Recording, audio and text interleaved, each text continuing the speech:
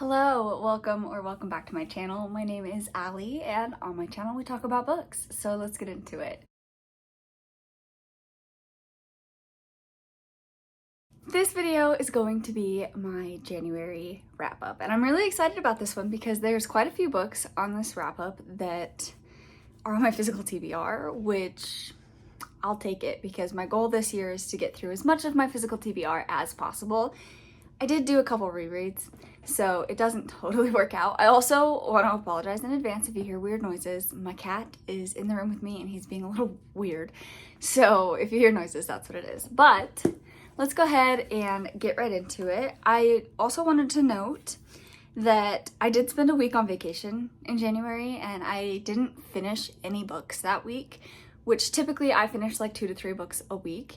So my number of books that I read in January is a little bit lower than typical because of that, but I'm still pretty happy with the books that I read, so I'm excited to talk to you guys about it. I'm going to talk about the books in the order that I read them, so first book that I read to the last book that I read in January. So let's just go right ahead and get into it. So the very first book that I read, I wanted something fun, fluffy, quick, and easy, so I read Lore Olympus Volume 1. This is the first time that I'm reading the series, and I really enjoy it. I think that the art style is beautiful.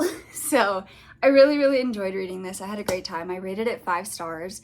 If you don't know, Lore Olympus follows the love story of Hades and Persephone, and it's just so much fun to see all of the Greek gods and goddesses and see the Hades and Persephone love story unfold.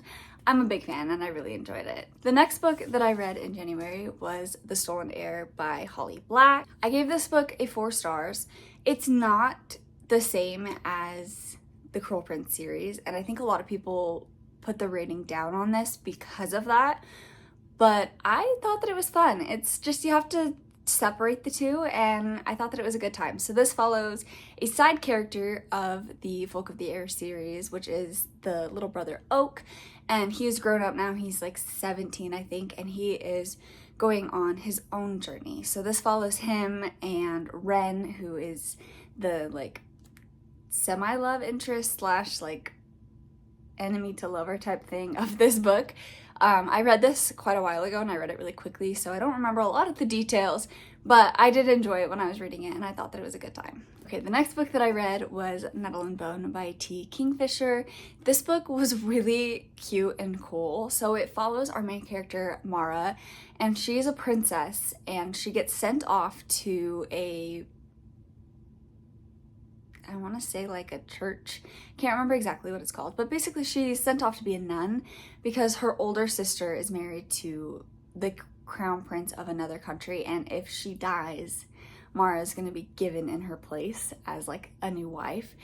And this man is evil. So she goes on a journey and meets up with a bunch of people and has a great found family on a journey to figure out how to kill this prince. And I thought that it was such a clever concept and it was really well executed and I really enjoyed it. So I highly recommend you pick this up, and I gave it 4 stars. The next book that I read, I don't have a physical copy of, but I read 19 Steps by Millie Bobby Brown. I actually really enjoyed this book. I gave it like a 3.5 to a 4 stars. I thought that it was a really good time. The last like hour of the audiobook took a direction that I didn't expect and I didn't enjoy. So I really enjoyed the book up until like the last hour of the book. I don't know how many pages that is, but like if I pretend that doesn't exist, it would have been a higher rating, but with that being in existence, I am giving it a 3.5 stars. But basically this book follows our main character, Nellie, I think her name is Nellie. And she lives during World War II in London, and there's a lot of like the bombs and like air raids and bombs and stuff. And so her and her family spend every night, not every night, but a lot of nights down in like a bomb shelter basically. And some things happen, and obviously World War II is a really scary time, and there's a love interest and a love story in it, and I just thought that it was really good. I think that a lot of people kind of have an issue with this book because it was ghostwritten, and I think that if you like acknowledge that it was ghostwritten, that like changes things a little bit. It makes things a little bit better. I wish that the ghost writer's name was on the front of the book as well as Millie Bobby Brown's, but overall I thought that it was a really enjoyable read and I would recommend it. The next book that I read is one that I've had on my TBR for forever, and that is The Wife Between Us by Greer Hendricks and Sarah Pekkanen. I don't know how I feel about this book even still, and it's been a few weeks since I read it. I gave this a 3.5 stars. I think that's probably pretty solid. It follows our main character, Vanessa, and she is recently divorced and is trying to protect her ex-husband's new love interest. And then it also follows the perspective of the new love interest being stalked by Vanessa. It's very weird. It's definitely not what you expect, and it takes some big twists and turns, but I think overall it was a pretty enjoyable read.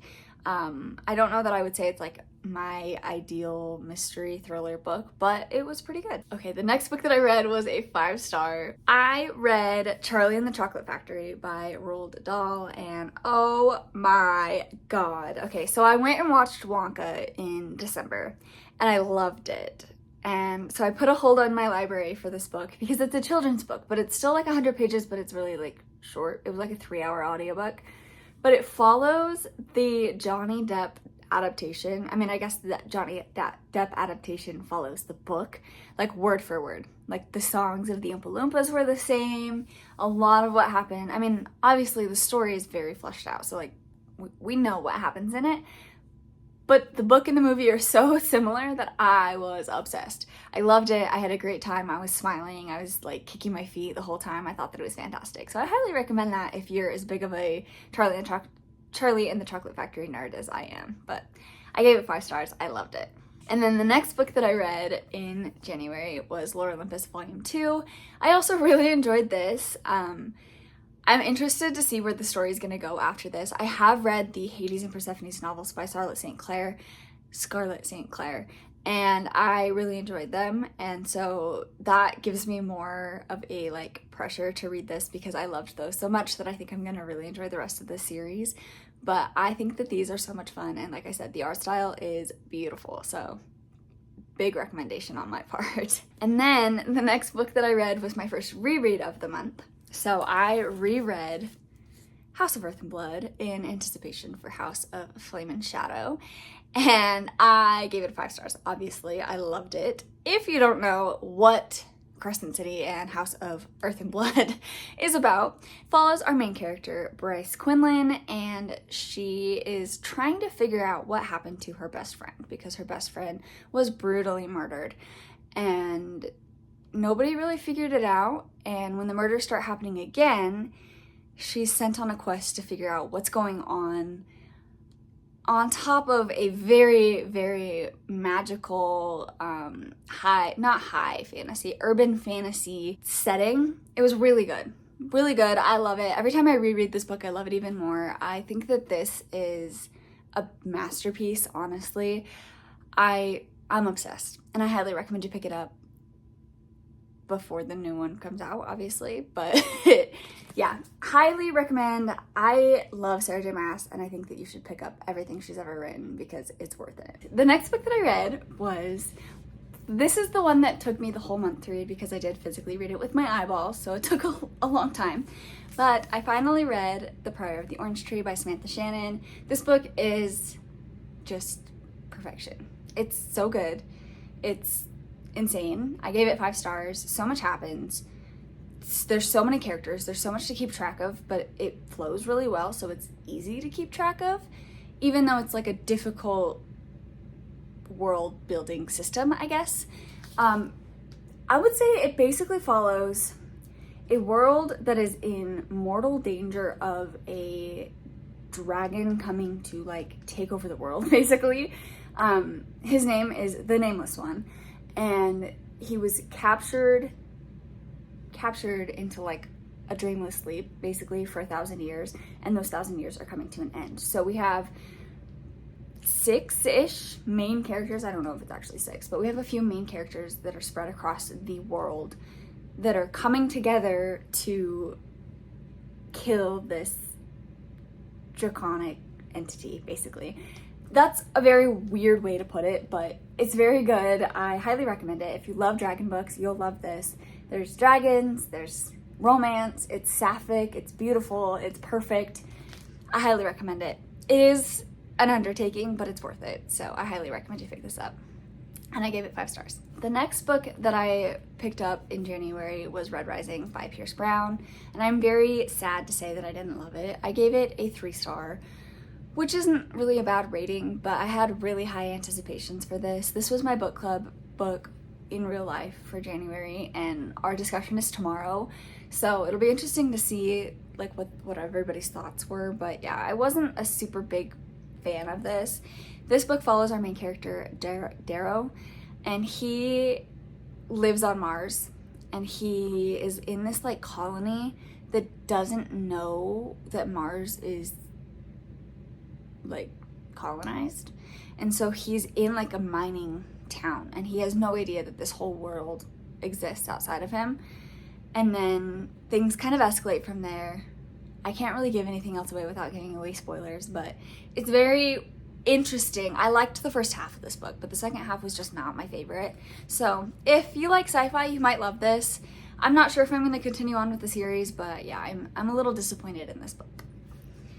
And then the last book that I read in January was House of Sky and Breath by Sarah J. Maas. This is the second novel in the Crescent City series, and I'm obsessed. 5 stars. Loved it. That's all I've got to say. I literally love the series so much. I love everything she's written. I highly recommend you pick it up. And that's that. So those are the 11 books that I read in January. I hope you guys have enjoyed this video. I want to know down below what your favorite book of January was, and if you have anything anticipated for February. I am very excited for my February reads, so I cannot wait to show you guys next month, throughout the month, what I'm reading, and I will talk to you guys in the next one. Bye!